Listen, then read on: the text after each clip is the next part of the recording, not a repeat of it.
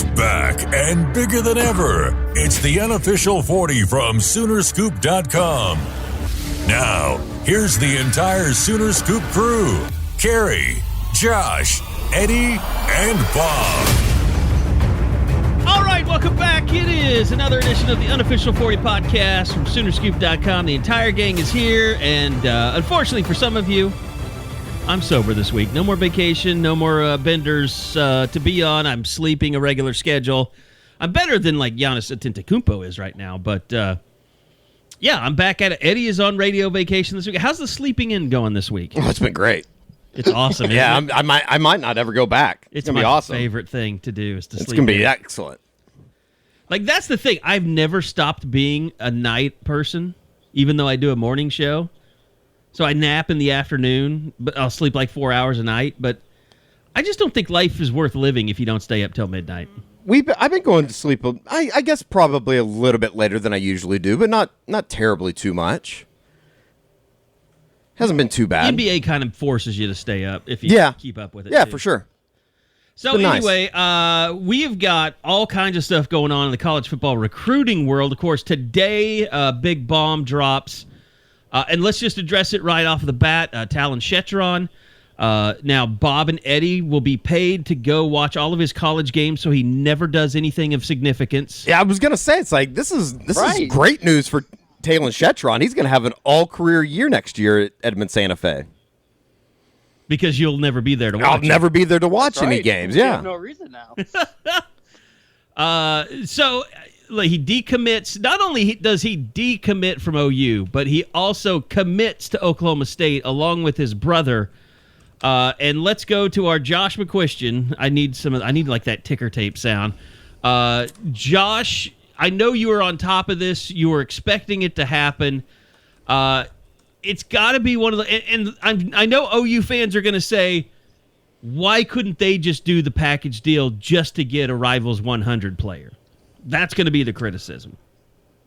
Yeah, absolutely. And Bob was talking before the pod, kind of saying, well, look at like Tay Evans and Bobby Evans. Tay Evans was a redshirt freshman starter, and Bobby Evans is still in the NFL.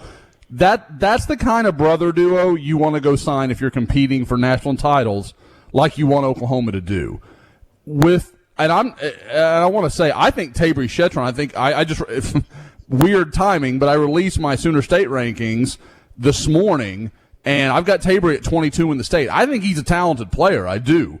At the same time, just if you want to talk about in-state recruiting, do you want to go take Tabry Shettron and potentially ruin your chance with Luke Haas in the next class from Bixby? No, you've got to go get the best players you can get apart from any ties, any strings. It's one of those things where I get what Oklahoma has done here. I like the decision they've made. I mean, I'm not saying you don't want Talyn Shettron. He is extremely talented, one of the best receivers we've ever covered in the state of Oklahoma. He is going to be a very good player at Oklahoma State. There's no question about it.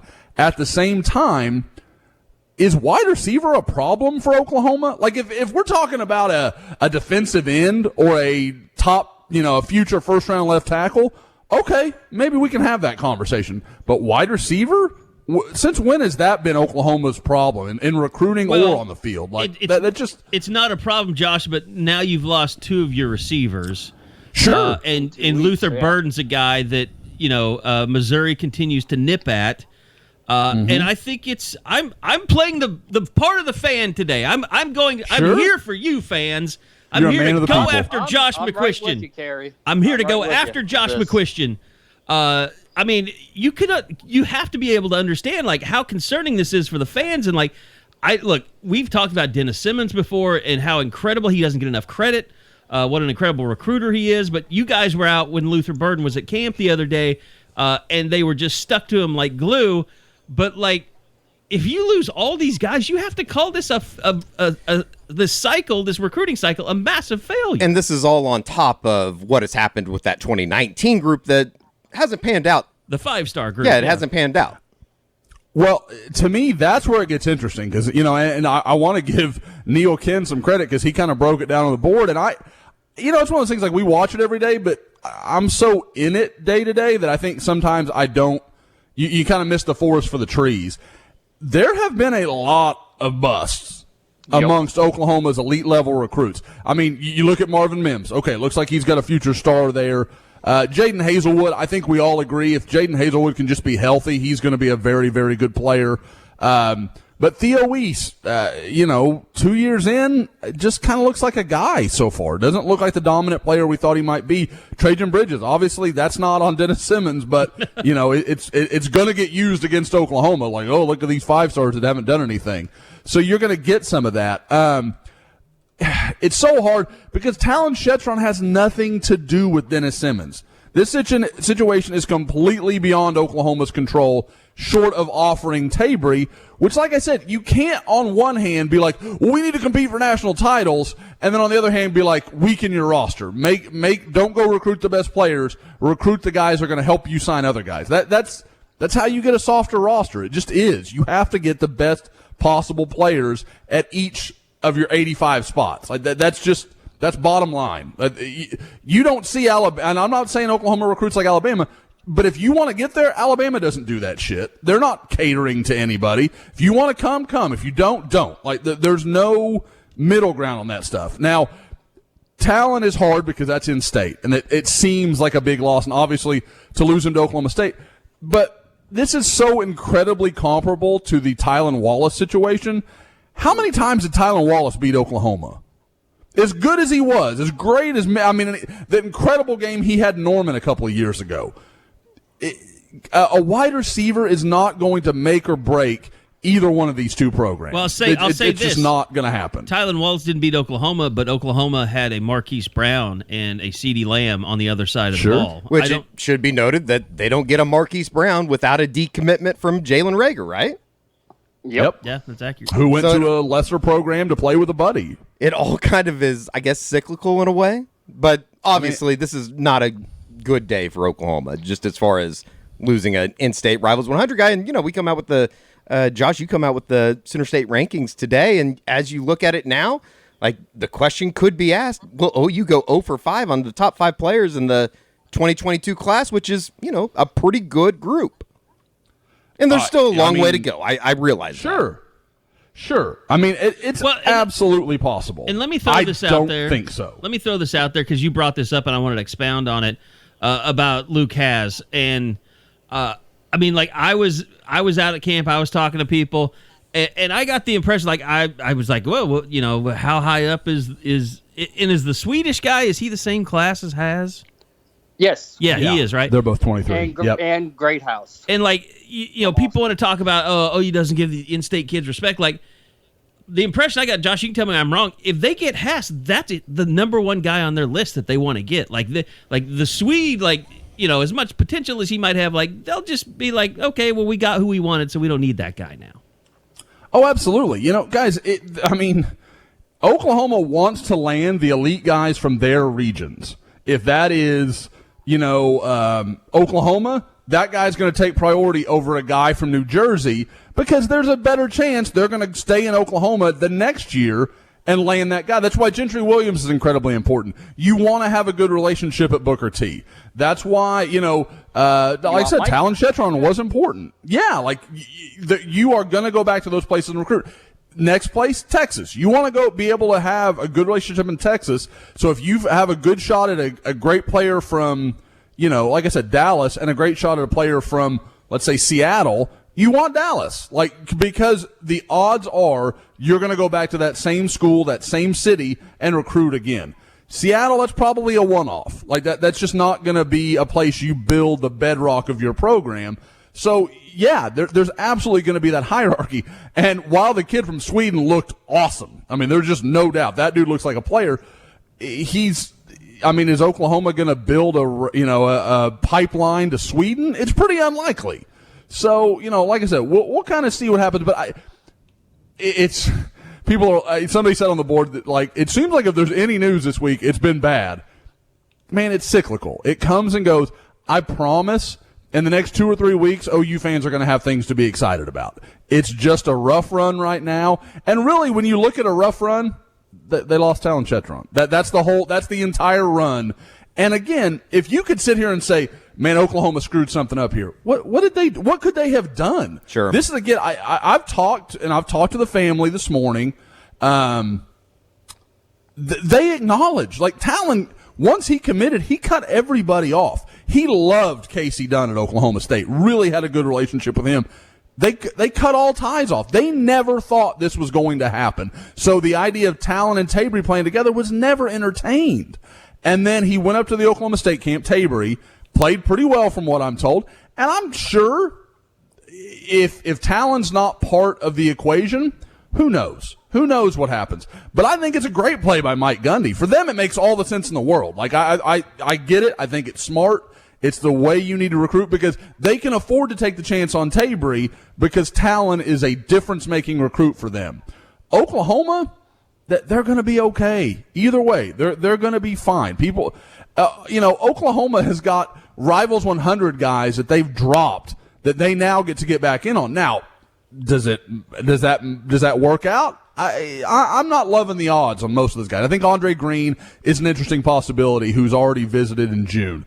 But by and large, they're going to have to beat the bushes and maybe find a couple of guys. But people forget that's the same kind of conversation with what happened with Marvin Mims. Marvin Mims was not part of OU's class and had no sign of being at this point in his class. Like, it's wide receiver. There are a lot of players Oklahoma can win a national championship with that they can go get right now. Like, it's not that urgent. And not to mention that the guy that's going to probably be doing a lot of the recruiting when it comes to getting those wide receivers to campus is probably going to be the guy that has been the most dynamic high school recruiter as far as come and joining my class, and Caleb Williams. I mean, I don't think that there should be of course there's going to be overreaction, and obviously saying that they're going to go 0 for 5 in the top 5 players is a little dramatic on my part. I mean, you still got Gentry Williams, still got Jacob Sexton out there who will be making an announcement coming on, I believe, Saturday. And then, obviously they have Jaden Rowe in the class already. Chris McClellan's out there. We'll see what happens. And Deshaun Brown, we'll see what happens with his, if he even gets an offer. And I think that maybe it's progressing in that way. But we'll get to that when we get to the camp section. Josh, I guess the one question I have, it feels like OU makes adjustments. It used to be they went in January to try to get their class. They learned they had to do it early. Then they learned after a decommit to not get butthurt about it and stick with it. Is this going to be the thing that leads to them to stop saying we're full at a position so guys like Brennan Thompson and Evan Stewart don't back away so that if you just take them all and you just see how it all shakes out? You would really hope that is what they take away from this, because if you want to fault OU for anything, it's the cutting ties with everybody. Like, stop doing that. Just stop it. Because if you're going to get these commitments from these elite guys this early on, there's just an inherent risk in that. Like, it's absolutely there. You have to acknowledge it. Because I had seen, and I need to go back and check it, but there have been some stats thrown around that like OU averages 4 or 5 decommitments a year. And I know everybody's going to be like, oh, that's crazy. It's because you follow OU. Alabama, Clemson, they go through the same shit. They do. Like, it's part of the game. When you commit this early and in this era of recruiting, guys are going to decommit. And I think we've said all along, guys, we've been saying for months that this was going to be a crazy summer. Stuff was just going to happen real fast and real rapidly, and you were going to have to kind of think on your feet, and that's what you're seeing here. Like these things, there is nobody even a week ago, forget 2 months ago, that could have come up with a scenario that Talyn Shettron was an Oklahoma State commitment. Like, that was not going to happen. There was no way that made sense to anyone, including members of his family and Talyn himself. Talyn acknowledged it in the commitment post that they never thought they were going to play together. So, like, this was just not going to come up, and it did. And that's the way that breaks. Jordan Hudson, that's a little bit of a tough break, and I think that is more of a shining example of why you don't cut ties. You don't cut ties with Evan Stewart. You don't cut ties with Brennan Thompson. You cannot do those things because there is just too much variability in what these guys are going to do. They move around. Everything is so fluid. If you've cut ties, it's really hard to get back in that race. And I will give credit. I think with Andre Green, OU did learn that lesson to some degree, because I think they wanted Andre Green so much that they were like, we don't really want to shut that door yet. We want to see if maybe there's going to be a scholarship open up. So they've kind of kept that door open, but you just need to do that perpetually. Just, you know what? Obviously, you focus on your commitments. You make sure those guys are happy, but you're having your weekly conversations with Brennan Thompson, with Andre Green. You're keeping that door open in case you ever need to walk back through it. Well, I think you go every year, and look, maybe this is, I think we all knew once visits were going to happen again, it wasn't going to be as easy as it was a year ago. Whereas, I always kind of thought, like, wow, are they really going to keep Mario Williams this whole time? And he just stayed with it. And it's kind of like how I think a lot of people have felt about Raleek Brown. But, the more you hear him talk, the more it sounds like he's still really solid with Oklahoma. I know you reported on that some, Josh, but it's weird because, you get in this situation where people are like, well, the in-state kid should matter, but then the in-state kid does this to you. So, I mean, who's really beholden to who? I mean, when you get screwed over by an in-state kid who's you've had committed for a long time, it's just like, it's just weird. Weirdness can happen on both sides. I've said this for a long time. These people that beat the drum about OU's gotta love in-state recruits and gotta do all that stuff. Why? Why if there's no return of that, and there's probably few states in the country. I mean, name one. Name a top 5, top 10 program who has to battle as long and as hard for in-state recruits as Oklahoma does.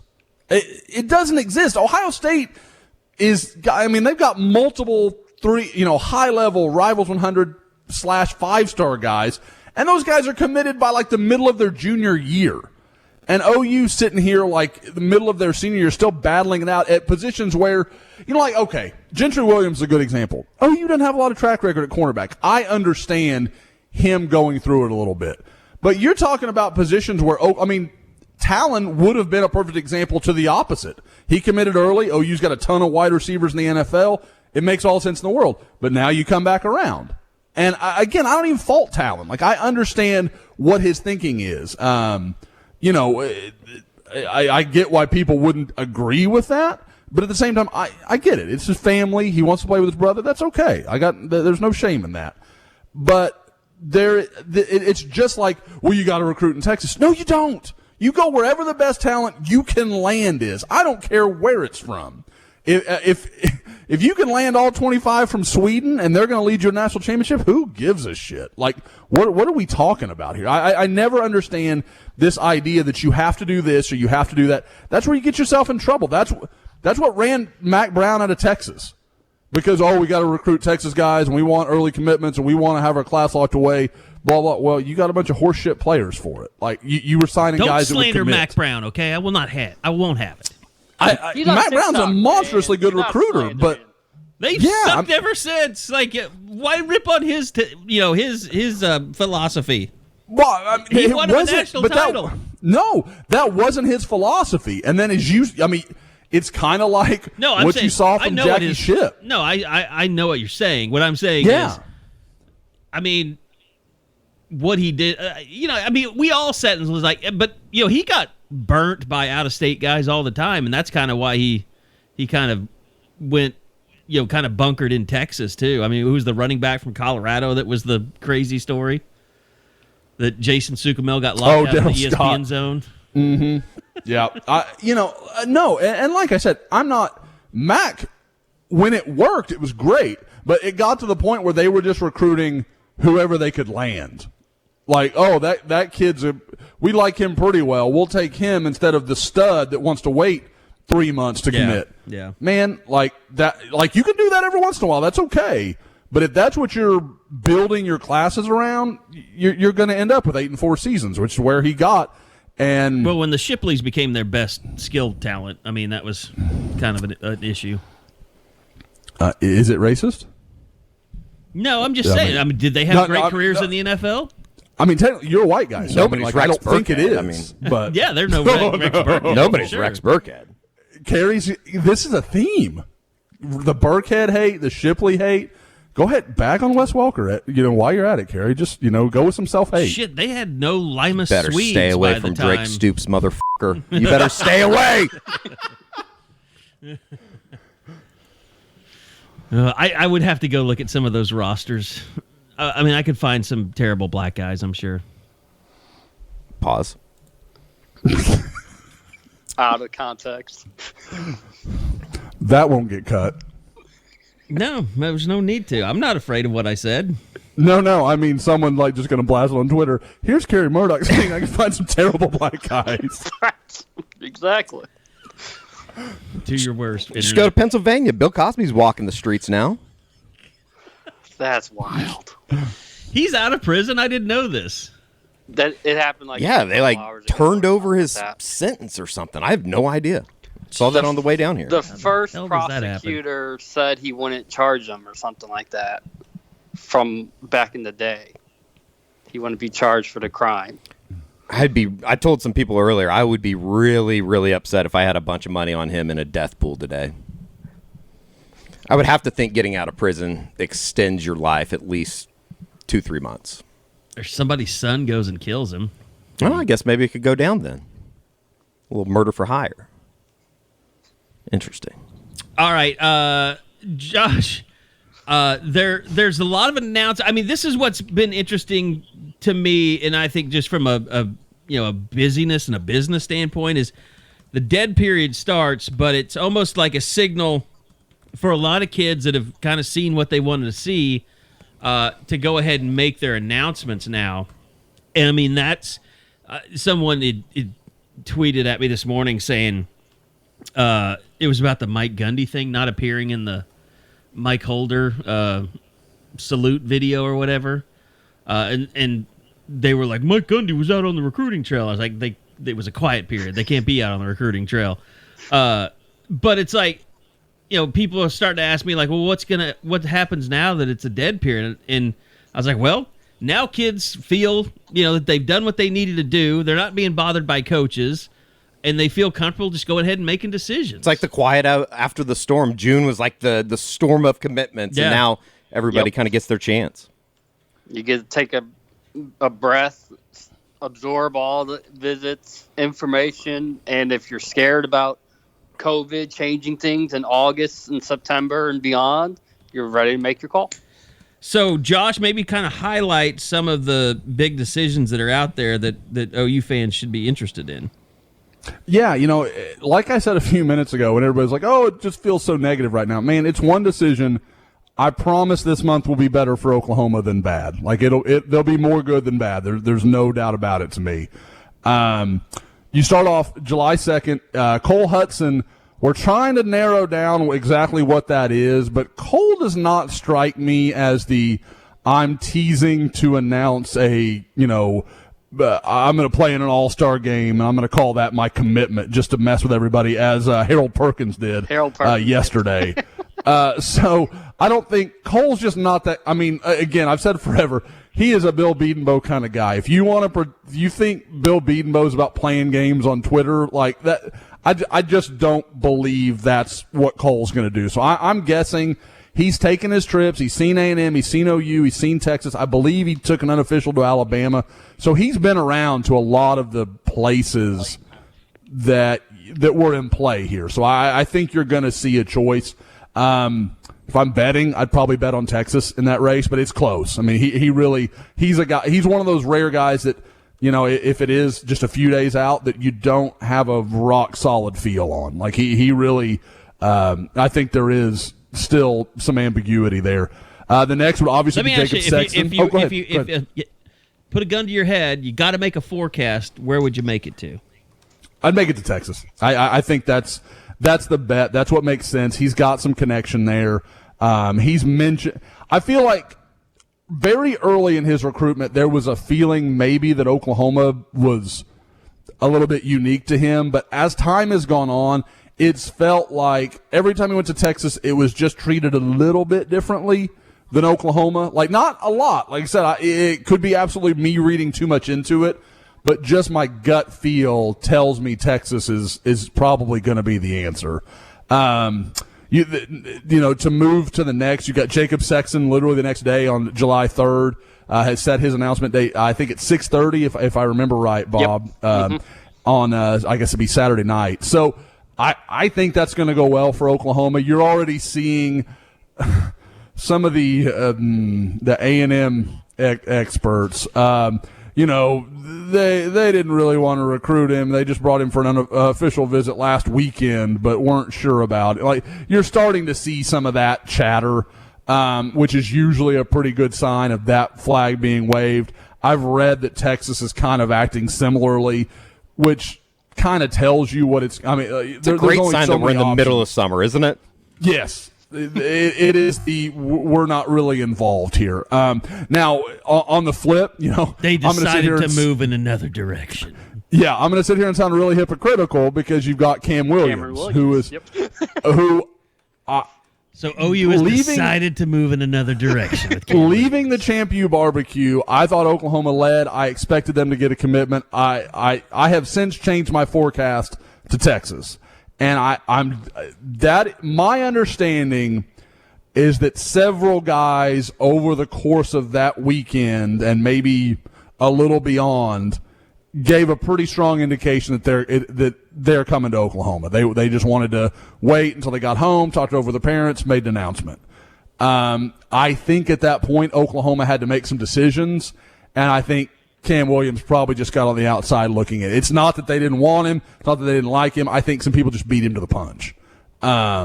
So that I think ladies it's going to and be gentlemen, Texas. Is how it's done. Right there. Yeah. That's how. Do you see the little narrow gap I walked through there? Like, I created it for myself. I walked through it. I'm going to close the door when I'm done. So that's what we talked about for the barbecue. Mm-hmm. If you have 6, 7 linemen coming in, everyone's going to know the score coming out of it. Like, you're going to know where you stand, and OU's going to know where it stands. And see, here's the thing.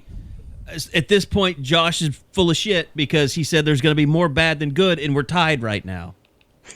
Actually, we're not even tied because one kid's going to Texas, one kid got dropped, so it's all bad. Well, except for Jacob Sexton. Yeah. So I like where they are with Jacob 1 to Sexton. 2, essentially, by my score. So where's the other good news, asshole? Two other guys I'm watching, and they haven't put out dates. But when I spoke to Jake Taylor right after the barbecue, he had kind of said like July 4th, kind of in that ballpark. I may have something. And he was kind of unclear on if that meant he was going to make an announcement or if that meant he was going to kind of mull it over, like, take a week off, sit down, and then go over it with his parents. Because I know he had talked about making this lengthy pros and cons list of each school between Notre Dame, Oklahoma, and Alabama. For those that don't know, the Carey check-in here, big offensive lineman, 4-star kid from Bishop Gorman, same school where Oklahoma landed DeMarco Murray, Ryan Reynolds. Used to be a real pipeline for Oklahoma, and you can tell they're trying to get that going again because it's one of the most talent-rich programs in the country. Yep. So, there is. I really like where OU is with him. I think he's one of those guys you came out of Champ U barbecue feeling pretty good about. He again has not set a date. What I do find interesting, and it kind of ties back to the Cole Hutson conversation.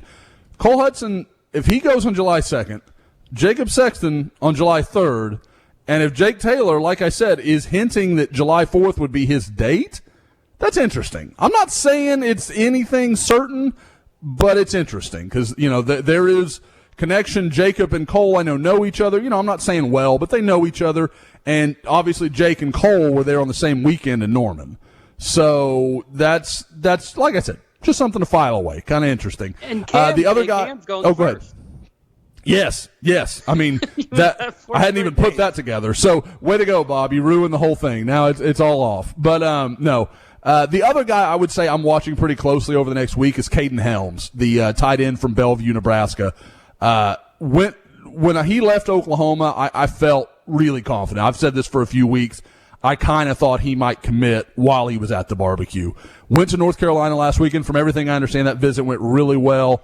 I think there's no question North Carolina gave him some things to think about.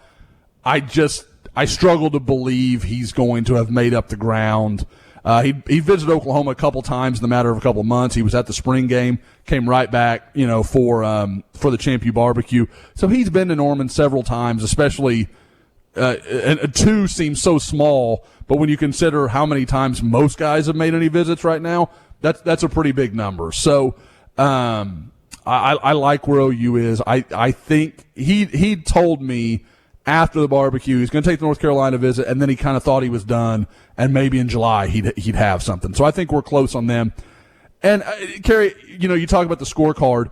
It depends how far you want to go out. We've got Treyuan Webb on July 17th, Malachi Nelson on July 18th. If Malachi goes the way everybody thinks it's going to be, it feels like Makai Lemon immediately becomes a ticking clock. So there, Brandon Ennis is also kind of like, we don't know what's going on there. There is some feel that he and, due to his very close relationship with Treyuan Webb, if Oklahoma can close Webb, maybe Ennis isn't too far behind. So that would start moving into 2023. We've mentioned Luke Haas. There's a lot of rumor around that he has, given OU a pretty strong indication of what he's thinking. So that July could be a 7-8 commitment month. Like that wouldn't shock me at all. Like I think Oklahoma could be very, very busy and have a lot of good news. And, they're going to lose on a few guys too, but you also get a clearer picture of, okay, they've got to focus here. They've got to get this guy. Chris McClellan may end up at Ohio State this month. Could be any day from what I've heard. So the longer Chris McClellan goes without making a decision, though, the better it is for Oklahoma. Ohio State is really, really turning up the heat on him, trying to get him on board because they know, just like I'm saying, every day it gets farther from his official visit, the light kind of wanes on that decision. So the longer they can push Oklahoma can kind of extend him, it gets better. Like their chances just go up dramatically. Yeah, I'll stick with defense. Austin Jordan, he's seen all 3 schools now, and this last month, you think he's ready to make his call? God, he's got to be right. Like at this. Now, I will fully own, Billy Bowman was a kid that talked to me all the time. Austin Jordan is a kid I have very little read on. And he's one of those guys that even when he does talk to you, he's messing around. And so you're like, I don't know. I can't take any of this seriously. Like, he may tell me, like, North Texas is really, really making a run at me. Like, I mean, that's the kind of, it's not bad. It's funny. Like, he's just a goofy kind of dude. So, and I think he likes people not knowing what he's thinking. But the belief, amongst Ohio State sources, Texas sources, Oklahoma sources, has been that it's OU for a long time now. At some point, though, we talk about this, kind of like what I was just saying about Chris McClellan. The longer that goes on and nothing actually happens, it's kind of one of those deals where you start wondering, like, well, is it going to? Like, is there a reason this isn't coming off? And you don't know because, like I said, you can't ever get a straight answer out of him. But it feels to me like if maybe he's not on board by the end of July, maybe you start to say, okay, we need to turn our focus in some other directions. And not that OU's not recruiting a lot of DBs; they've got a lot of focus. Miles Pollard is a guy that I know OU's right there in the thick of things for. So there's a lot of places, and to me, and I'll wrap this up, but. To me, one of the interesting things at DB is how much connection there is between one player and the next. People are like, well, who's OU recruiting at safety? Well, okay, it could be Jaden Rowe, but if they land this guy, Jaden Rowe might get shifted down to nickel. If they land this guy, Jaden Rowe's definitely a safety. That guy's going to be a corner. There's just a lot of moving parts that I think Oklahoma just says, we want to go get probably, a couple of true corners. Gentry Williams, Austin Jordan, I think they'd feel pretty good about that. And then from there, it's kind of mix-mash. Like, what do you want to do? Okay, Miles Pollard and Jaden Rowe. Okay, if that's your class of safeties, okay, that's your safeties. But if you land this guy, well, okay, like I just said, Jaden Rowe moves down and goes to a different role. So there's a lot of movement in that secondary. They can go in a lot of different directions. You might have already hit on this just as far as like, I think amongst the fan base right now, there's a lot of discussion about how Oklahoma goes about recruiting the Oklahoma kid. And I know that it's been talked about probably too much at times, but now it becomes relevant because of the situation in front of us as far as the Shettrons go. Any lasting impressions on the way that they go about doing things, and then you add in the Chris McClellan situation, I guess? Do you mean just like in state, like yes. how they're kind of handling? Yeah, it's tough. I can see both sides of it. I can, but then again, at the same time, it's like you don't necessarily want to turn your back on him, because I do think, and as we've talked about, 2023 and 2024 look fantastic in the state of Oklahoma. They do. This is, and that's it's a conversation that you can go round and round about. I realize that. Yeah. I think 2022 through 2024 might have a chance to be one of the better 3-year runs I've ever seen. Like, there are a lot of good players. 2022, I think, is the best class the state's put out since 2006. The McCoy, Gresham, Bradford, Dominique Franks, that whole group. So, I think there is,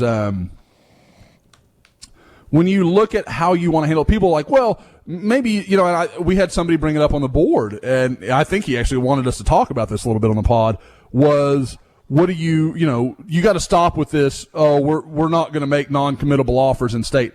I just don't think you can do that. It's kind of like what I was just talking about earlier. You have to take care of your base. You can do it a little bit in Texas. You can get away with it a little bit because there's so many guys in the state of Texas. Oklahoma, you're not – this is a crazy year in Oklahoma, and they've got, I think, 6 offers out right now. 7 with Robert Spears Jennings. So, you're just not going to go that nuts. And if you alienate 1 or 2 of those guys, you make it weird at Tulsa Union. You make it weird at Jinx or Booker T or any of these schools that you consistently need to have a good relationship with. They don't forget, man. You're the school they're watching. That you're the one they want to say, our guys get offered here. Our guys get attention from Oklahoma, or Oklahoma's through here every year. They don't want to be embarrassed and have the guy, oh yeah, our guy got jerked around by that staff. Like that's hard to overcome, because like we always talk about, Tennessee can come in state and do that because nobody cares. Like, it's not a big deal. And it's not a shot at Tennessee. Tennessee can't do it in their state. Like, you have to be really careful. But where it's different from, people say, well, Texas will make non-committable offers in Texas. Yeah, they will. But they're going to make 60 offers in the state of Texas. Like, it's not the same thing. So there's not as bright a light. Everybody understands they can't take all 5 running backs they offered in the state of Texas. It's first come, first serve. Oklahoma doesn't live like that. So they've got to – you have to be really careful, and I don't think you want to do that. I just don't think that's a line you want to push of we're going to, kind of be mealy-mouthed about it. Now, if you want to come out and say this is an offer, you can tweet it. We talked about this on pods before, but you can't commit. You've got to be upfront about it if that's what you're doing. That's the only way you can get away with it, is if it's honest and you let the kid know and go that way with it. That I think is a survivable tactic. But to be, you've got an offer, and then a day later he turns around like, I want to commit, coach. That won't work. You're going to piss people off, and you're going to alienate, and that's hard to do. It's hard to recruit well when your own home state is it's somewhere you've got battle scars. So then how tough is that to navigate if you're Chris McClellan or Tashawn Brown, and you've got all these Power 5 offers, and you feel like OU has slighted you? Like, how do you communicate that to the kid to let them know it's not a sign of disrespect that we weren't one of your first offers? Well, with McClellan, I struggle a little bit with it, because I feel like when I talk to Chris, he acknowledges he made a big jump from basically when he left Edison to when people started seeing him when he was an Owasso guy. He got in the weight room, started changing his body. He looks like a different dude. I mean, guys, we all saw him at Rivals Camp, and you're like, "Holy crap, Chris looks great." Yeah, that was a meteoric rise. I don't know if we've seen I don't know if we've seen something comparable to the way that he just kind of came out of. Like, I remember you talking about him at Edison, and it was like, yeah, this guy might be a somebody. And then we saw him at the Rivals Camp, or was it the UA camp first? And it was like, holy shit, where'd this guy come from? I mean, guys, and it was that way. I mean, we've been around Chris for 3 years now. When he walked in, there was definitely like our national guys like, that's McClellan, right? And I'm like, yeah, that's McClellan. They're like, holy crap. 2 years ago, nobody thought that about Chris McClellan. He came to camp and you're like, oh, he's a good looking dude, but no big deal. Like, he was just a guy. But, we talked about it coming right out of that camp. When you saw him next to Nico, the kid from Arkansas that just committed to the Razorbacks, there was no comparison physically. It wasn't even close. And so I think it's disingenuous to act like, well, we don't see, OU should have known. No. And if Chris feels that way, I don't feel like he's being honest with the things he says otherwise. He's acknowledged, like, Owasu's meant a lot to me. It's really changed a lot about me. And I know it's a lot to say in 6 months, but there's just no question. He's made some changes for the better. And, when you look at it, people are like, well, he's going to commit to Ohio State. It's like the Josh Jacobs thing. OU offered him before Ohio State did. And I get that, he's an Oklahoma kid. They should have. Okay, fine. That's fine. But you can't hold it against Oklahoma and then say, well, Ohio State was in on him early. No, it doesn't work like that. Florida's the one major program because, they can say they were there before anybody else. Okay, great. If that's your barometer, then fine. If that was Josh Jacobs' barometer, he should have went to Missouri. Not that Missouri's on that same level, but, if you're talking about Power 5, major conference programs, Missouri should have been where he went. So it's one of those things where people kind of create these narratives, and it's not realistic. It's just not honest with the situation. And I think it's more complicated because, guys, we all know if OU could have gone up to Owasso in February and seen Chris, he probably has an offer way back in February. But they couldn't see him. And the last time they had seen him, he showed up and he was an Edison guy. And guys, we can talk about him changing his body. I think he grew a little bit too. I remember Chris being like 6'2", 6'2 and a half. And then he shows up to Rivals and you're like, he's 6'4". He looks a lot different. He's bigger, he's longer. It all looks better. So I think that's part of it too, is that he kind of hit a growth spurt and went from a, regional prospect to, oh crap, he's a national guy. And again, Florida can take that chance because he's not going to commit to Florida on the spot. Ohio State could take that chance. He's not going to commit on the spot. Oklahoma, they've got to know if they offered him in February, there's a good chance he was going to jump on that. So, again, you've got to log that. Herm Edwards didn't offer him first. Well, Herm Edwards would have brought him in for a visit. That's what I'm saying. I'm surprised he didn't go on a visit. Yeah, absolutely. But, and people always try to do this in a vacuum. Okay, so say you take Chris McClellan in February. Well, then, do you have a spot for Jere Bledsoe? Do you have a spot for Gabe Dindy or Amari Abor?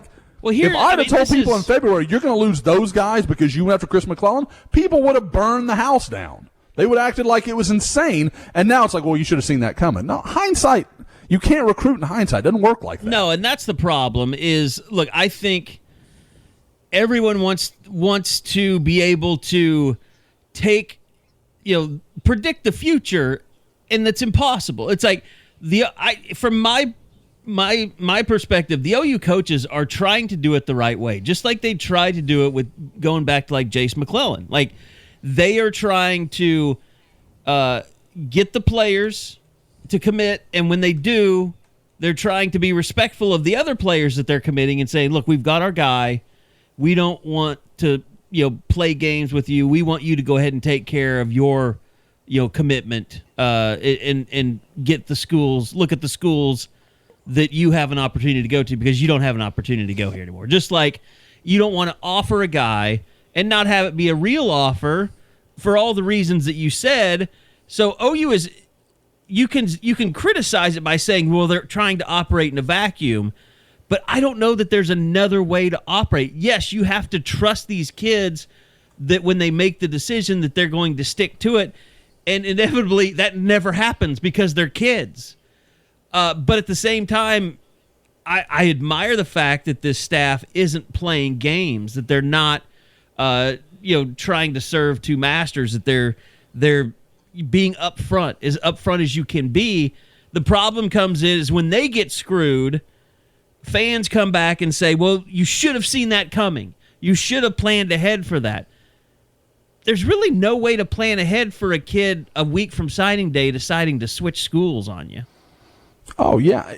Guys, I'm a big history guy, and they always talk about what's the toughest part, like, for a history person to, like, why is it so tough for us to understand history sometimes? And they're like, it's because you know everything. You know what happened, so it's easy to look back and be like, well, you should have navigated here. You should, Germany shouldn't have gone to Russia. Like, whatever it may be. Like, there's always a reason for it. Like, well, we know this, so you shouldn't have done that. You can't know that in real time. Like, you can't know these things. And for people to act like Oklahoma should have seen this coming with Talyn Shettron, that's insane. There's no way. Again, the family who has more reason to believe in Tabry than anybody else on the planet, they didn't think this was going to happen. They didn't think this was possible. So for OU to have expected this, it's just not realistic. Chris McClellan, I understand that. Like, that one, I can see the other side a little better. Like, I can see the argument for what you're saying, but at the same time, it's not a hill you're going to die on because it doesn't make sense. It's not that clear cut. There are in-state guys where I'm like, I don't know what OU was doing there. I don't know why they handled this the way they did. There are questions you can ask. Justice Hill is a beautiful example. Now, I'm not even, and that's hindsight. That's hindsight 100%. At the time, I thought OU made the right choice. Looking back, okay, I can see it. I can see where people felt like that went wrong and where they didn't handle that very well. Josh Proctor, another outstanding example where OU just went to sleep. Cam Curl. I mean, there are examples where OU absolutely handled it wrong. In this situation, and these two we're talking about, I don't see that. I don't think that's the question. And I think right now it's just been, it's getting magnified because Gentry Williams, it's all kind of happened. Gentry Williams went to USC. Well, now he's really high on USC. Give that time. Just be patient with me. I promise. I don't promise. There is no reason to think OU is out of this race. Like, if you made me bet today, still picking Oklahoma. And I don't have a lot of concern about that choice. I think given time, it will be fine. Jacob Sexton, I really like where OU is there.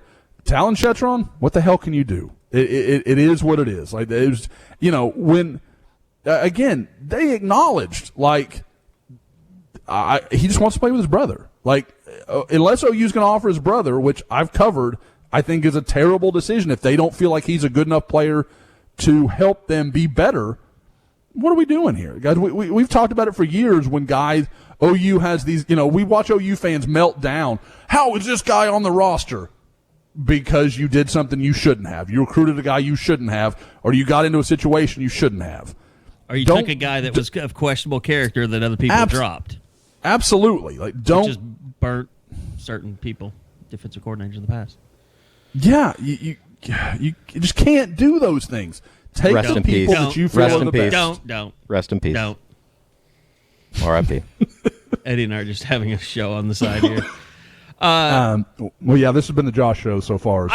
I think we can just. Yeah, I don't know if you've helped people or if they're really just trying to jump off of a Devon tower now. I don't know what more can be said about the Talyn Shettron situation. I think it's been talked about, discussed, explained many times.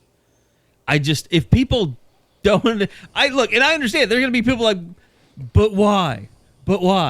And you've explained why it happened, but people are still going to say, but why? Like, why didn't OU do this, or why didn't they do that? I mean, the only thing you can say is, why didn't they recruit his brother? That's the only, and you've explained why. And I completely support your explanation. So, yeah. Like I said, I mean, if you feel differently about Tabry, like if you're one of the few people that has seen him play ball, because Tabry just didn't play as a sophomore, was injured, and then really kind of came on late in the year for Santa Fe, hey, great, that's fine. But to me, that's the only way you justify that decision, is if you think Tabry is better than everybody else thinks he is. And then what will happen? Tabry will become an All-American, and Talyn will be a guy that's just a guy. Guys, they brought it up on the board, and they're dead right. Do you remember the last time this happened to OU? Was the Foreman brothers. Armani was committed. Yeah, they didn't want to offer him. Deontay. Armani does nothing. Yeah, the one they didn't Texas offer was good. Yeah, and he won the Doak, didn't he? Did he win the Doak Walker Award that year? He could have. Those yard totals were insane. Yeah, I want to say I'm almost certain he did. I'm looking it up. Hang on, but yeah, I mean, yeah, Doak Walker Award, consensus All-American. You know, like whole thing. Hell of a year. And I mean, like he had a few nice years before that, but that really came out of nowhere. Did Armani transfer before he was done? I don't believe so. I don't think so. I think he just got buried. The depth oh my God! See, perfect example. Type in Armani Foreman to the Google machine. The subtitle: Deontay Foreman's brother. I thought you were going to say his dad. Man, his dad. He was vocal. His dad. I forgot he had some episodes. Can you imagine like Bob and his dad over Twitter, like seeing what his dad was posting on Twitter about the team? That feels like that just goes all kinds of bad. I'm confused. Bob's dad on Twitter. Bob Stoops and Armani's dad. Oh, yeah. Well, I mean, we had our own. There'll never be another Bob Stoops showdown. Who was it was DeJuan Miller's dad? DeJuan Miller's dad, yeah. The night after the Sugar was it the Sugar Bowl? Yeah, no, it was the Insight Bowl. Insight Bowl, because right. Those were dark days, Dave weren't they not? Sittler and I had to show Dave Sittler what Twitter was, and then there was just like a stream of consciousness from, and his dad had a different name. I can't remember what it was, but DeJuan Miller's dad just had all these tweets, like stream of consciousness, one after the other. And so I screenshotted it because I figured he's probably going to delete these. And I was showing it to Sittler, and Sittler didn't understand what it was. And like Sittler just takes my phone and shoves it right in Bob's face. And so you had to sit there and see Bob's like visceral reaction to. I don't even remember. He didn't. He was composed. I think he just looked at it. He's like, "Oh, that's unfortunate," or something like that. That kid will never play here again. Is the subtext in that conversation? Well, it's not like he played that much when he was here, even when he was on the field. Another one of those guys that had a real champion that just you're like you got to know when the guy. I mean, like DeJuan was okay. I mean, he it wasn't like a terrible college player, but the people that were still like, if he just got his shot, he'd be Malcolm Kelly. Nope, he's not. He's not that guy. Malcolm Kelly could actually catch a football when it got there. Ooh, yeah, that's not good. I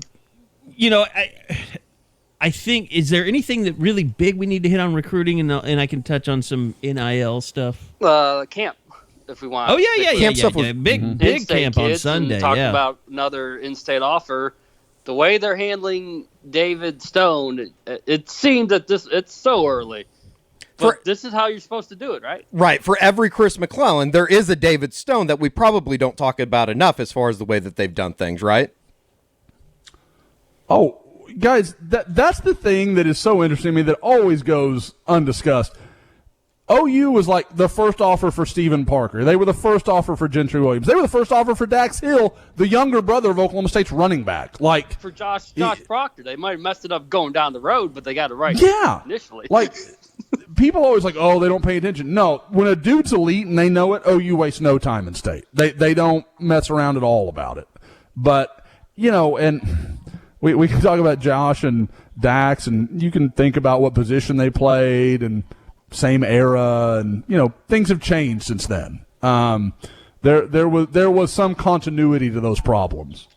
But back to David Stone. Needless to say, yeah. Sorry, bad segue. And I'll just prepare you for the edit. He's gonna be fucking unbelievable. That kid is.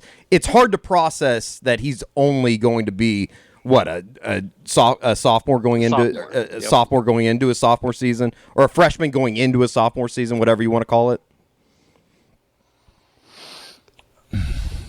When you see him, Deshaun Brown, it was like they were a cut above the rest, and then you're like, but Brown is 2022 and Stone is 24. Sure. And it just gets you so excited about what his future is going to be. I'd throw the Zadavian Sims kid in there as well. When you told me he was 14, my jaw literally dropped to the floor. And then you throw in a By Job that like kind of going in, that's probably not going to be a setting that he's going to dominate just because he's literally learning the game of football.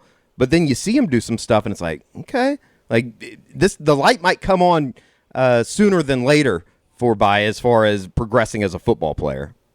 I wasn't there, so I don't want to take up too much of this segment, but I do want to say, talking to people about By, people are going to come out and say, oh, he didn't get an offer, he must not have been very good. That's not what happened.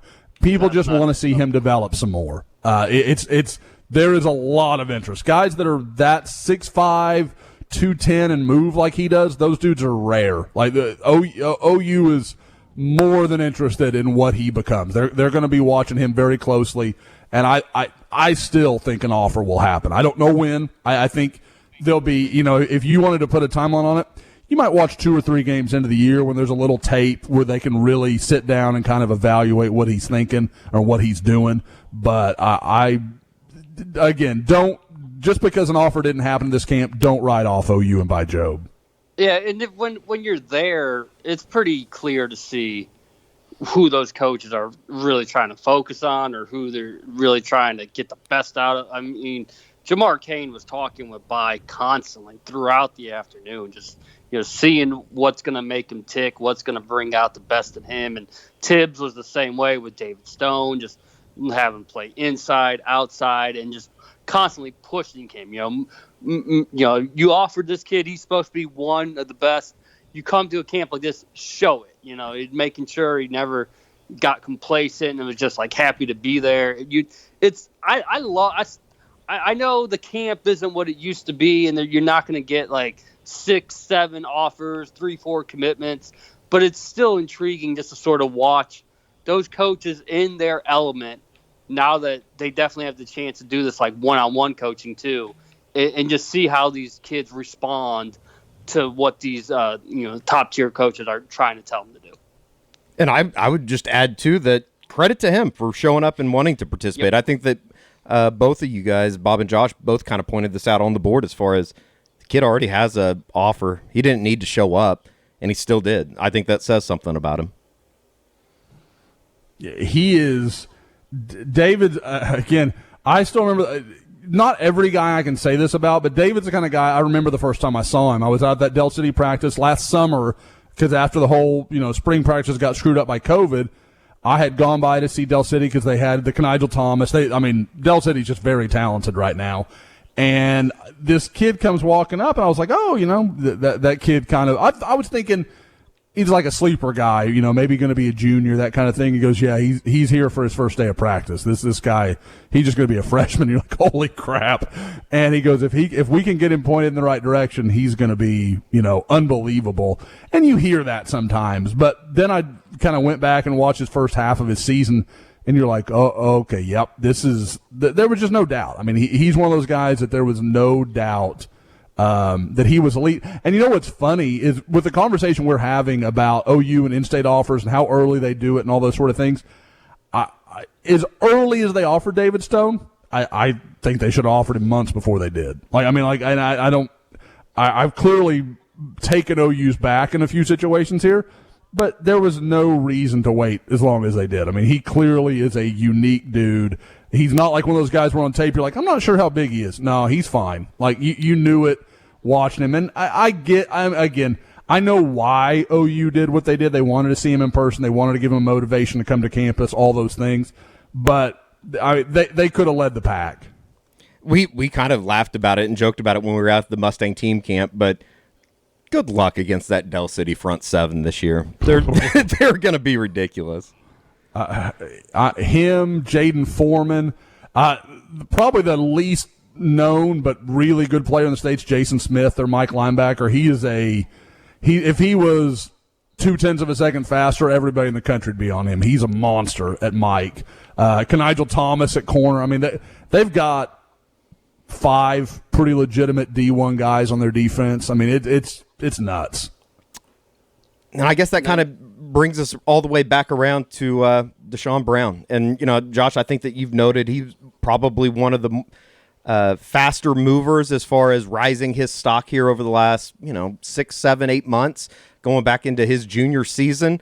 Bob, I thought he was excellent on Saturday at the OU camp. I thought he put on a display of things, and being able to see him and kind of work with Jamar Cain, I'm almost to the point of saying, you should just go ahead and offer the kid. Yeah, you never know, because you get that one moment. There's been kids in the past, we're not going to bring them up, where they knew the OU camp was their moment to try to make it happen, and either they put too much pressure on themselves or they just had an off day, and it didn't come together.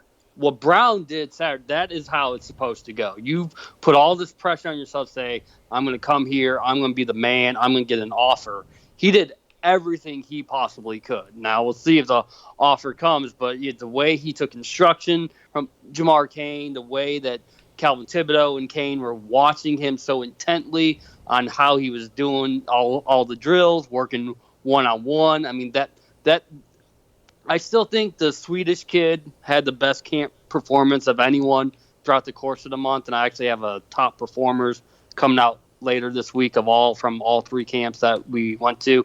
But there's no doubt Brown was one of them, and it's so hard because the camps nowadays are all about the underclassmen guys.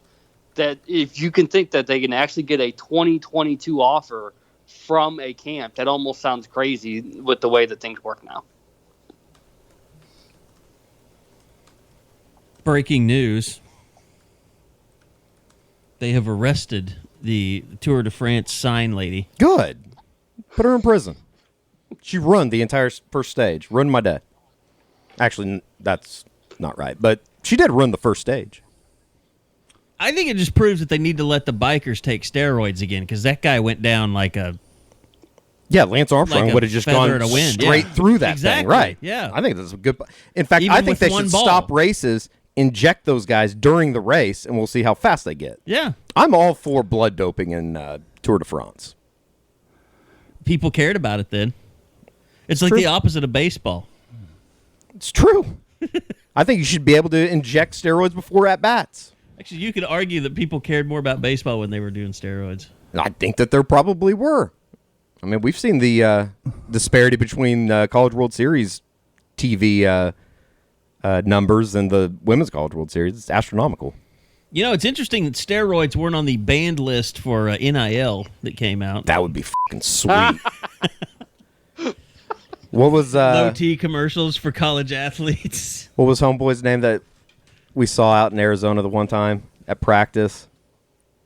Larry Fitzgerald. No. That played at OU. Clap. Oh, Matt Clapp and his grandfather. Hell was yeah. on Real Sports. Yeah. Hell yeah. That's what they need to get into. Like openly doping. That's so sweet. Matt Clapp is the strength coach for a Power 5 school or something. Yeah, I saw it not long ago, and it kind of blew me away. I don't have. Hey, one thing I will say to get while somebody efforts that and wants to look for it, you guys remember right before the podcast started, I said, "Hey, Oklahoma State's actually in front of Oklahoma in the team rankings." Well, while the pod was going on, Oklahoma State lost a commitment, and has now dropped back below Oklahoma again. So they lived there for about a minute, and now they have gone back down. All right, now to number 16 of the team rankings. Now we can tweet it out. Now we can tweet those team rankings out. Mm-hmm. Can't tweet it out if OSU's ahead of them. No, but guys, for people that are like, "Oh, the recruiting's not," this. I had someone message me this morning like, "Oh, recruiting's 2022 looks like it's in real trouble." OU has 8 commitments, is number 13 in the country. If they landed even like an average 4-star right now, they'd be at like number 7 in the country and have fewer commitments than anybody else in the top 10. They are doing really well from a quality, / quantity ratio. Now you've got to start reeling in some commitments, but as we've talked about, I think that's coming. So just bear with it. I think this will get better. Oklahoma, it wouldn't shock me if the end of this month they're in the top 3 or 4 in the country. I think I'm going to title this pod "Break in Case of Emergency." Just like the Josh. It's been like therapy. It's like it's therapy for people that are panicking right now about recruiting. Recruiting Viagra is what it's going to be. So it's going to be fine. You guys are going to be okay. Recruiting boner candy. There you go. Exactly. Yeah. The recruiting, the Randy Marsh recruiting episode. We're just looking out for everybody's blood flow. That's all we're doing. Speaking of boner candy, Spencer Rattler has a special message for you. Does he? No. Oh. I was thinking. I was like, I don't know where this is going, but that was a dynamite cliffhanger. That vote is coming today, so we should know by the end of today if tomorrow is when NIL starts. Tomorrow's it's going to be an interesting day. I'm glad that Dennis Dodd took the Pulitzer Prize award-winning stance of he's hearing a Power 5 quarterback has something set up. A national television or national ad or something. That's big J journalism if I've ever seen it. That felt like an Eddie Radosevich, sources are telling me, and then with an asterisk, sources is my brain. Yes. God, that's so, like, are you serious? This is something you put out in front of people. I do feel like we need to do some type of, like, frequently asked questions with Kerry Murdoch as far as NIL goes, though, because it's seriously, because I think that there is a lot of... Well, just fight with me. I mean... But you can lay it out here. You're right. You're right. I mean, I've thought about it.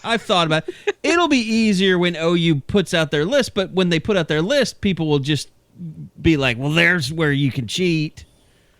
There is going to be, I think everybody kind of realizes that you got to go into this knowing that there's going to be somewhat of a interpretation, and then there's going to be people that bend the rules. I think that's just bound to happen. Well, and it's like, so I want to drill down here and just kind of, now, NIL is name, image, likeness. It is getting ready we expect it to go into effect tomorrow. Schools have been racing to come up because they were directed by the NCAA that they needed to come up with their name, image, likeness rules. And I know Alabama was someone who released something yesterday saying this is what their framework is. It's very similar to what OU is doing, which is, there's some things. I went in, and I think I told you guys this last week. I went in, or maybe I didn't. I was going in to sit down with OU and talk to them, and I did that, and I've continued to communicate with them about what they can do and what they can't do, and some things have changed. Like, here's the thing: no matter what is put out there, no matter what the Big 12 does, or the SEC, or Pac-12, Big 10, whoever, no matter what they put out there, it's probably going to change. Everybody's going to learn a lot about what works, what doesn't work, where the loopholes are. I've told OU some stuff that they didn't even know about in terms of like live streaming and donations, and like we have people on Rivals that do post-game shows with something called Super Chat, where people just donate money because they're just thankful that you're doing a post-game show. Or you said something that they liked and they give you $5. Like, it kind of came out of gaming, like people that go on, and because I've been studying up on this stuff, and apparently, like, Twitch streamers, they have so many different ways to like, did you see that story about the guy that Twitch streamed himself sleeping, and people could pay to make certain noises while he was asleep? I hate society right now. But it was really funny because someone had figured out, and I don't know if he got hacked or if he set this up, somebody figured out how to make the sound that Alexa's security system would make if someone was opening your window. And so it would just be Alexa's voice going, window, window, window, window. And the guy did it all. He made like $39,000 or something like that. By just not sleeping? By just letting people terrorize him throughout the night. I mean, I can't imagine the things I'd let people do. Yeah, well, I mean, the thing is, you have all these crypto people that are out there that don't even really place real value on money. Oh, so they're just putting money, like, not real money. It's like Bitcoin money. Well, no, what the crypto people will do, yeah, I mean, they'll give them like Ethereum, or they'll give them Bitcoin or something like they're kind of strike like me down now. angels. I just want to get out of here. I just love that we found something that makes you go, God, I hate young people. I just can't imagine.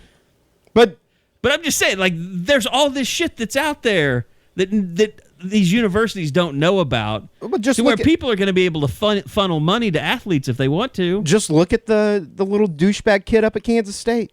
Yeah. You know how many TikTok followers that kid has? How many does he have? I didn't even look into that. It's like 900-something thousand. Like he would probably be the most profitable football player on the team at Kansas State come tomorrow. And every single person that is just a football fan, they see that and like, what the is happening? I know.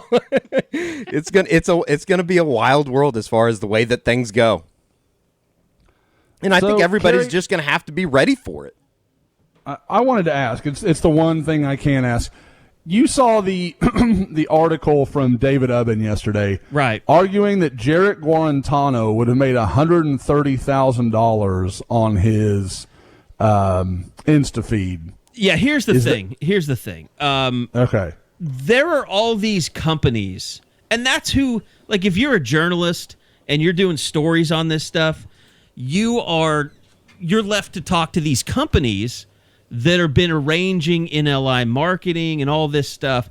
So you're essentially talking to PR people. You're essentially talking to people like it's like if you went to the Beef Council and asked them, questions about, tell me, why beef doesn't contribute to heart disease and all. Of course, they're going to say, like, there's no evidence that beef contributes to heart disease. And in fact, people that eat beef live up to age 98 on average. Like, they're just going to tell you a bunch of shit. Like, and that's what this is. Like, he's talking to all these marketing agencies that are putting together all these numbers so they can give,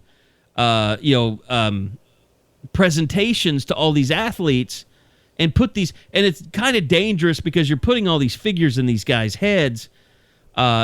And I don't believe nobody knows how much money Spencer Rattler's going to make this year off of it. And he'll be someone that can make a lot of money off of this stuff.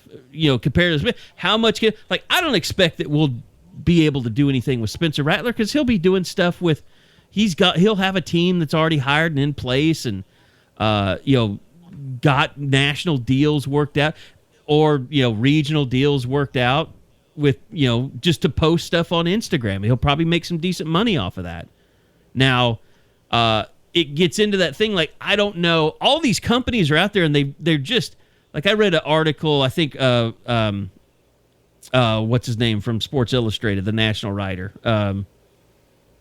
Ross. Dellinger? Dellinger, yeah. Okay. Like, I read one of his articles, and he was talking about all these companies that have popped up, and, like, OU in Alabama had this in their thing yesterday, like, employees cannot arrange anything for players. Well, when these universities hire these NIL firms, they're not supposed to be able to arrange marketing things. But what they do is they spin off into a marketing department. So the same company has another company on the side that's marketing, that's going to set up these deals. So they're trying to make it like a one-stop shop. So, I mean, the big question is, what's the role for someone like Sooner Scoop? And it might be just to help, players that are not the big stars. I mean, it might be that we work more with, I want to say like a Caleb Williams, but maybe he's even going to be popular enough just being a backup at Oklahoma where, he'd be too much for us. So, maybe we work with Jeremiah Hall or which he'd be a great guy to work with. It was a fun interview. I would absolutely work with Jeremiah Hall. Yeah. Right.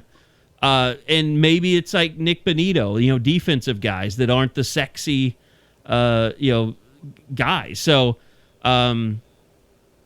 I don't think Drake Stoops would want to do all that stuff, but it's something like I don't know what level. Must not want to win the Blitnikoff this year.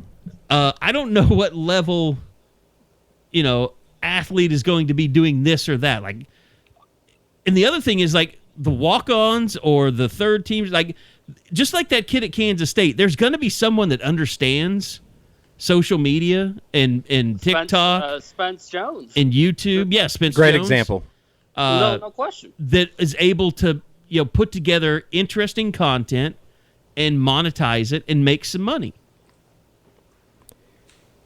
The thing that really caught me, and I shouldn't catch me off guard, but just somebody like a Graham Mertz, like that's a great example right now. Is like from a very like tunnel vision standpoint, I just can't imagine investing in a Graham Mertz, but I would imagine in Wisconsin, hell yeah, there's a lot of people that probably would. And I find it like the whole situation interesting too, as far as like the logo that he put out. Now people are saying that it's a copyright issue. Like there's so many more headaches, I think, than maybe people, just the general public and myself included, didn't expect. Well, this was brought up on the board. Like, what if a booster pays someone a whole bunch of money just to come to their kid's birthday party? Sure. And let me put this out there. You're a loser if you do that. Straight up. Well, for one, compliance would say you can't do that, I think. This is what I think would happen. Compliance would say, no, you can't get $100,000 for going to a kid's birthday party. And, we can't tell you not to do that, but if you do that, we're going to declare you ineligible. That's how I think it will work. It's going to be interesting when the first kid, and there's going to be somebody out there that is declared eligible because they don't go by the ineligible because they don't go by the book. Well, and there's going to be kids. It's just like the baseball stuff. Like I can't believe there's somebody that's already been kicked out for the sticky tack stuff. It's like you knew that they were going to check. In like, college, they did. No, in Major League Baseball, okay. the Hector Santiago guy from the Mariners. Yeah. Like somebody's going to step across that line though when it comes to the NIL stuff, and they're going to get ruled ineligible, and there's going to be a shitstorm about it. I think what's most likely is that someone takes advantage of the whole live stream donation things, and that they have to root out that and the people that are doing that, because I just think that makes the most sense where someone's going to not cheat, but where they're going to really kind of game the system. And I think like a lot of times there's going to be people that just say screw it, and they're going to continue paying players the way that they have been for the last 25 years. It's not going to really be anything to even be pointed out. It's just going to be like, that's the way they're doing it in Baton Rouge, Auburn, Tallahassee, Tuscaloosa. The spirit of this all Athens is that you get paid. Knoxville, Oxford, Starkville. You get paid. You got any more? You get paid to Columbia. You get paid. Clemson. You got to include them, even though they're not SEC. Just the state of South Carolina. Yes. Sorry, Shane. You will be able to earn money just because you're an air quote, famous football player.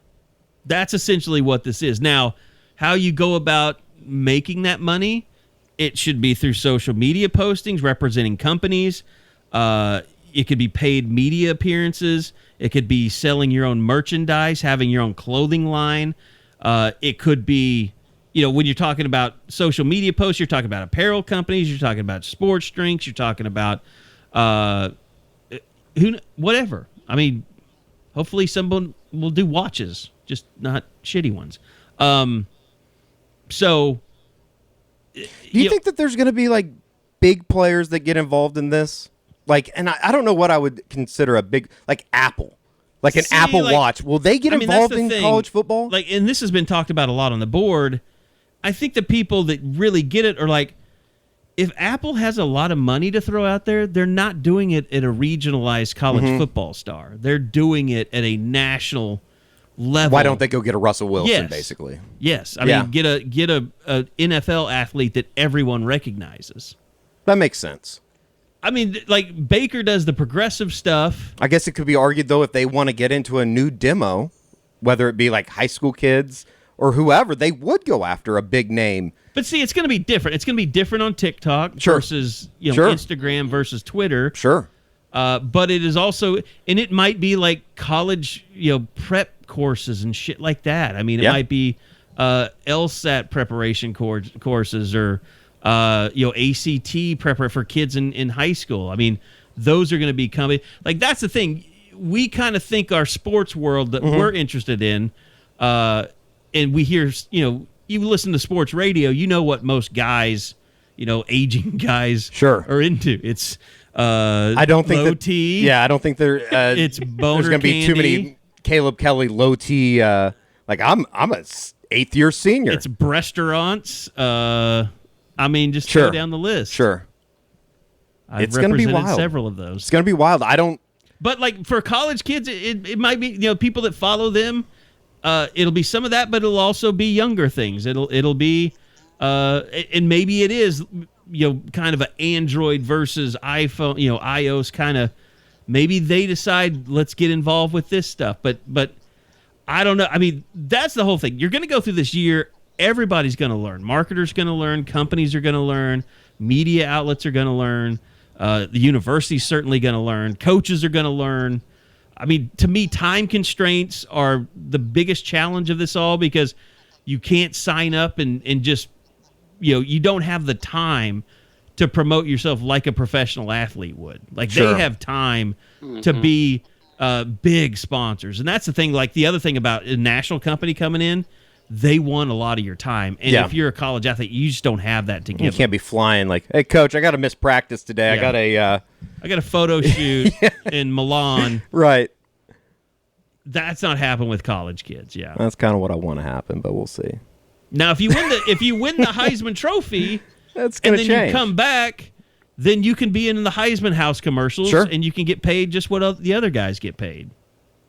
And I'm sure, and that's the other thing. Like I'm sure OU would sign off and say you can wear the OU jersey in a Heisman House commercial. I think the other part of that too is something that you've talked about on the board, just as far as like, okay, Oklahoma's a Gatorade school. Mm-hmm. You're not gonna have a kid that's out here doing body armor or whatever. No, you are now. Or you can. Now, You can now. you Yeah, are. Okay. They've changed course on that. Oh, Okay. yeah, because Alabama they're doing the same thing. Like I think they got pressure because the SEC was like, look, we're going to let our athletes advertise competitors to our partners.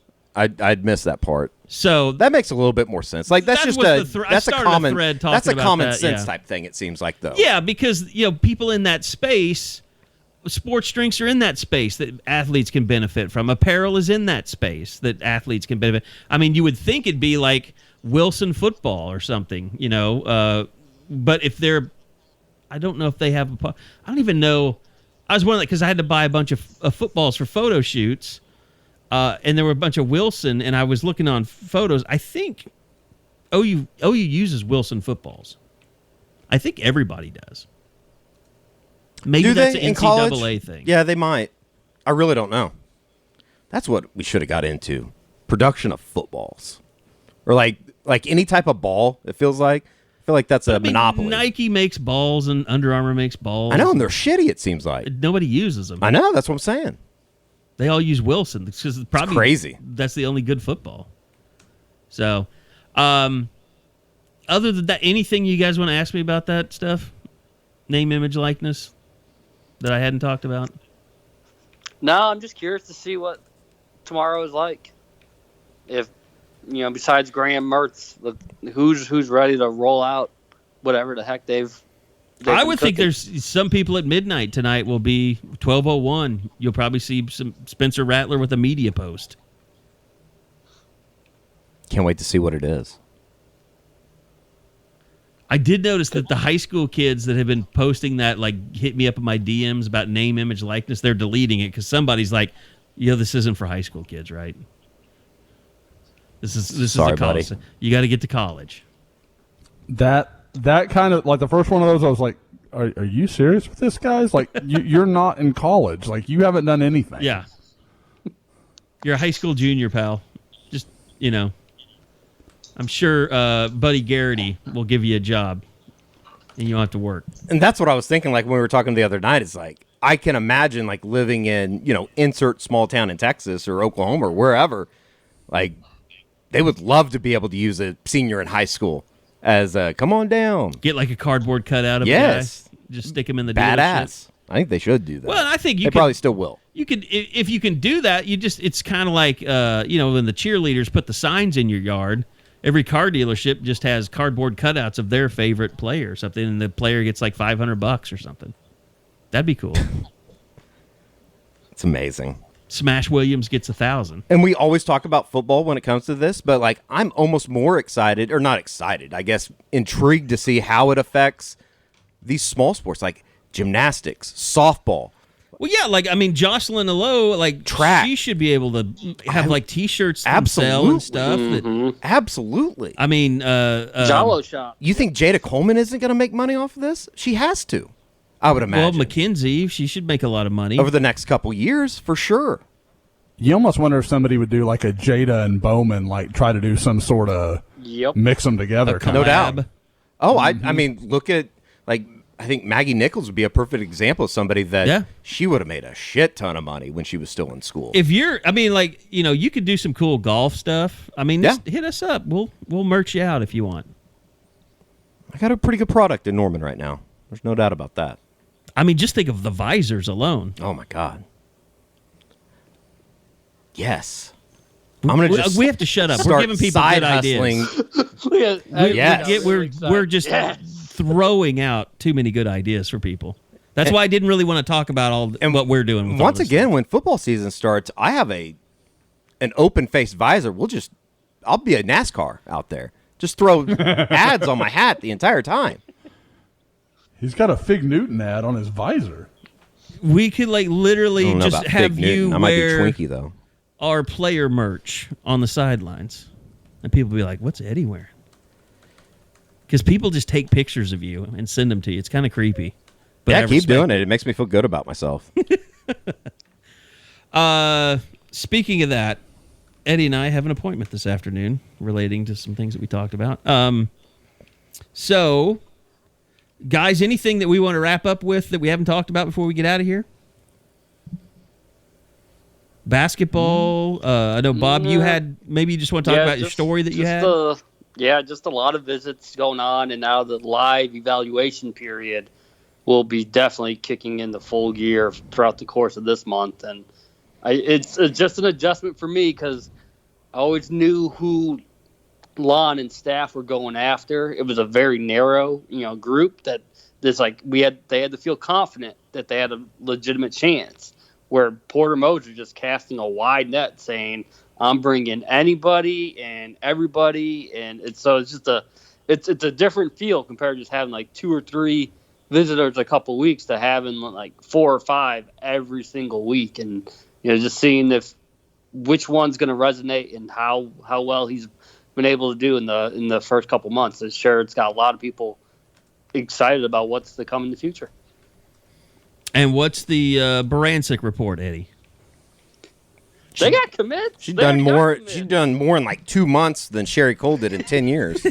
There's your update. There was a little like two commits in a week. I think one was from a girl down in Tuttle that's supposed to be a pretty good player. I'm not going to act like I follow it very closely, but she, I think, led Tuttle to a state championship. She's like 6'4", 6'5", really tall. Has to be pretty good, I would imagine. I don't know. All right. The transfer portal's been active. There was a surprise today out of the baseball world. Jace Beaufort entered the transfer portal today, so that was unexpected. I'll just put it that way. And a lot of softball players have been in. A lot of softball, a lot of baseball. There's been one golfer, I believe, Tucker Allen, who I don't think was expected to be in the top 5 anyways. So the transfer portal remains active through, I think, tomorrow. I think you had to, if you haven't entered the portal, to be immediately eligible. I see. For this upcoming season, the deadline 7/1, right? July 1. Yep. Mm-hmm. And I don't think that you have to be in it as much as you have to have made some type of written statement to your school declaring that you want to be in it. So even if there's kids that aren't in it now, I think that they still could. They just have to have the permission from the school. Yeah, and I don't know if it's different for a grad transfer. I would think it would be. I think a grad transfer could do it. I think they can. If you're not a grad transfer, it's tomorrow. All right, that's going to do it for this edition of the Unofficial 40 podcast, the break in case of emergency edition, as we're calling it. Appreciate Josh with all the insight on recruiting. What has been a very surprising day for a lot of people's Talyn Shettron decommits from Oklahoma and commits to Oklahoma State. We'll have more on the website as we go along. A lot of visits or a lot of commitments coming up that Josh says is going to make you feel better. By the end of July, I'll paraphrase for Josh. By the end of July, I think you'll be okay. I think you're going to be okay. You'll be happy. So thanks for listening. We'll be back again this time next week for another edition of the Unofficial 40 podcast from Soonerscoop.com.